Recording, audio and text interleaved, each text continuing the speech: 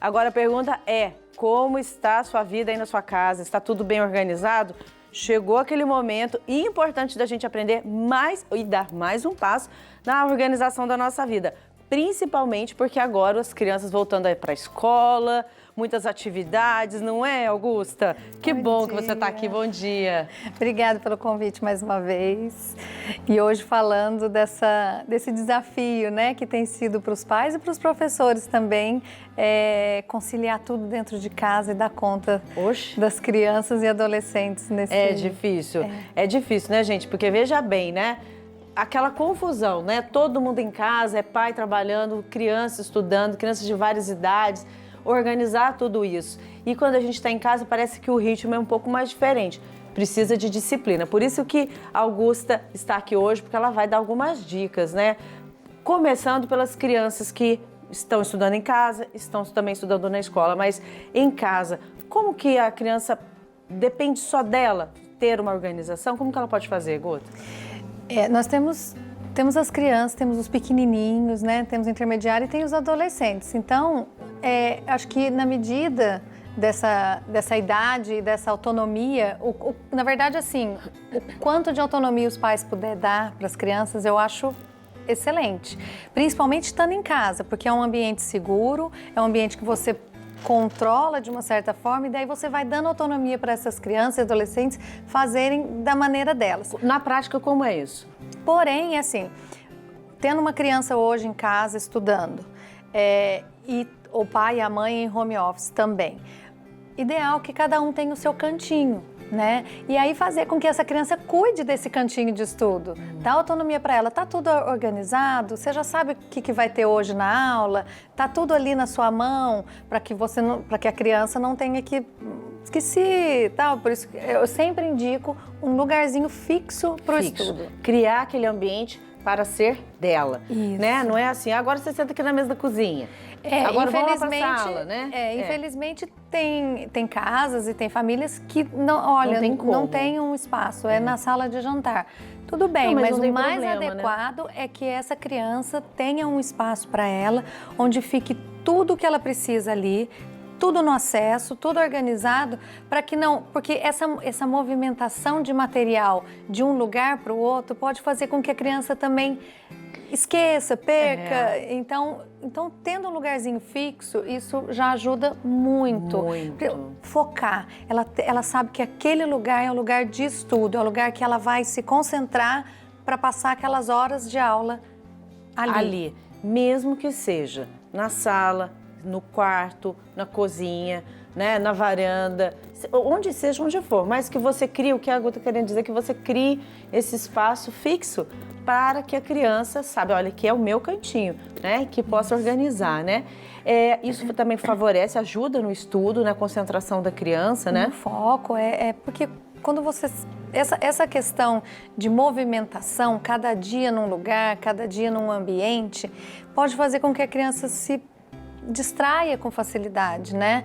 Então, ela sabe que essa mesa é a mesa de estudo, ela vai sentar, vai se concentrar, vai ter foco no que ela está fazendo naquele momento.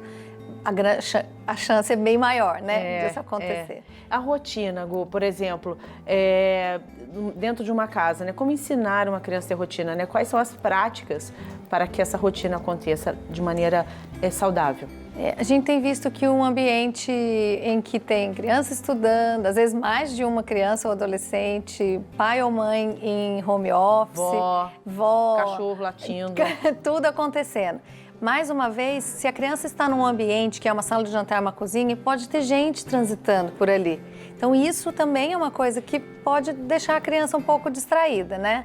Mas, voltando, a gente tem que criar o ambiente mais favorável possível para essa criança estudar. E o planejamento do estudo ou do home office é muito importante, porque se a mãe está em reunião, se a gente tem um planejamento, que a gente vai até mostrar ali, a criança sabe que nesse horário a mãe está em reunião e que não pode entrar lá no quarto, ou não pode acessar enquanto ela está nesse momento da reunião. Ou a criança está fazendo uma prova, está apresentando um trabalho. da casa, esse planejamento está ali exposto para que as pessoas se planejem para que não aconteça nada de diferente no meio de uma reunião, no meio de uma prova, no meio de uma apresentação de trabalho. Que pode acontecer. Então, Sim. Como que pode ser feito essa organização? Você trouxe aqui alguns exemplos. Isso. Como é? O planejamento, até a gente trouxe aqui algumas coisas com post-it colorido, que é uma coisa bem legal de usar, principalmente com os menores, criatividade, ser mais lúdico.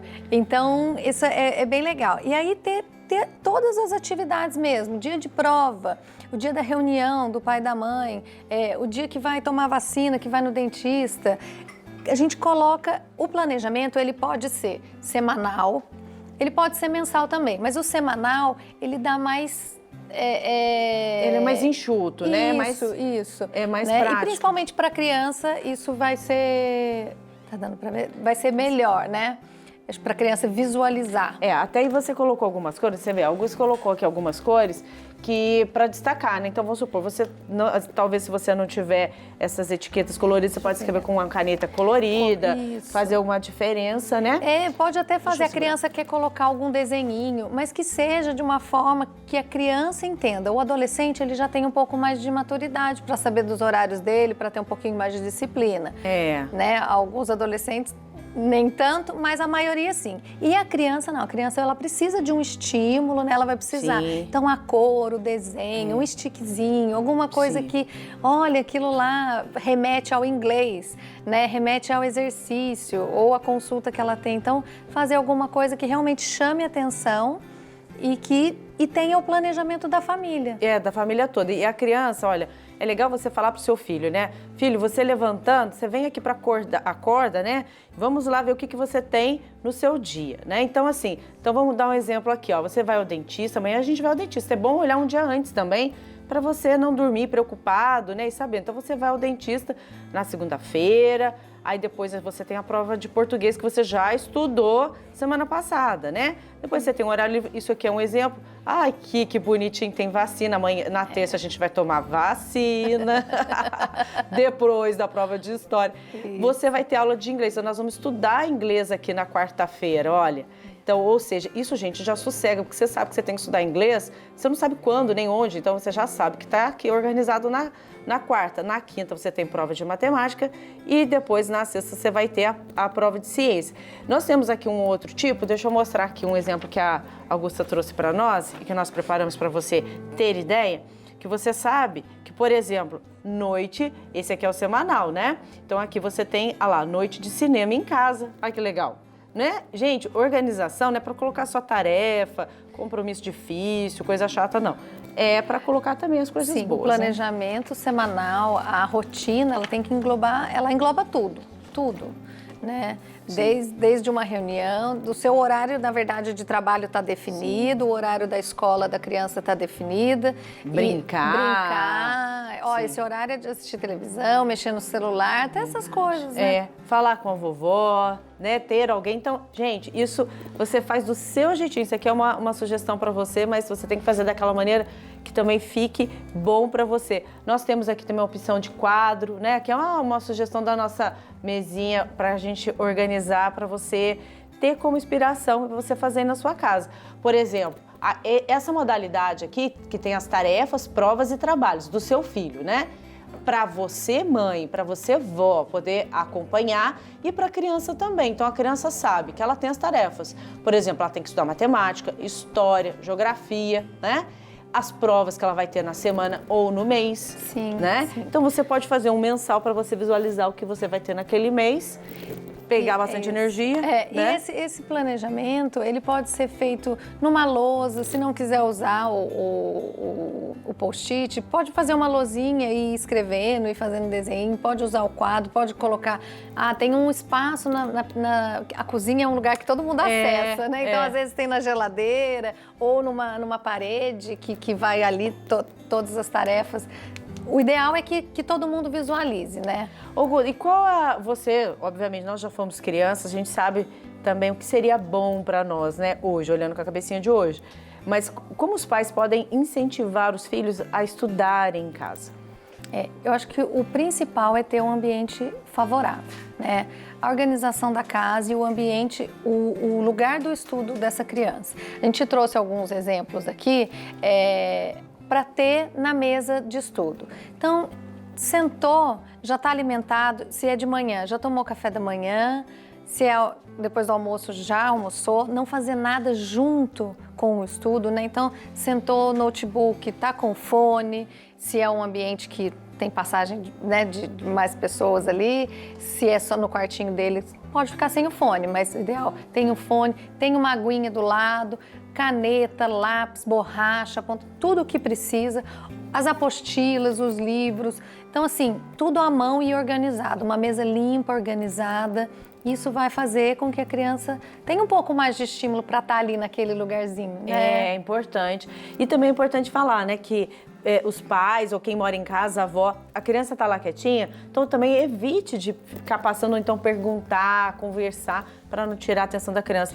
Eu acho tão simples, né, mas é tão importante ter uma garrafinha de água perto para a criança não precisar ir até a cozinha, ou então alguém levar, distrair. É importante ensinar, às vezes, a gente também se distanciar um pouquinho para deixar a criança. Isso, por isso a autonomia, né? Eu acho que e aproveitar esse momento dentro de casa para dar essa autonomia. Porque daí quando ela for, né, quando ela estiver no externo, quando ela estiver na escola, ela já tem uma autonomia, ela já tem essa, né?